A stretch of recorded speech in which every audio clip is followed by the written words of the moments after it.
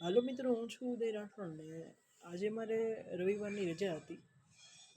એટલે મેં વિચાર્યું કે આજે હું એમ પણ ફ્રી હતો, એટલે મેં વિચાર્યું કે અલગ અલગ પ્રકારના કુંડાઓ લાવીને તેને થોડું ડેકોરેટ કરું. એટલે અહીં તમે જોઈ શકો છો કે અહીં અલગ અલગ પ્રકારના કુંડાઓ છે. તમે અહીં જોઈ શકો છો. તો અહીં મને વિચાર્યું કે તેનું ડેકોરેટ કરું. તમે અહીં જોઈ શકો છો. તેના માટે મેં સ્ટેન્ડ પણ બનાવ્યા છે, જે તમે અહીં જોઈ શકો છો.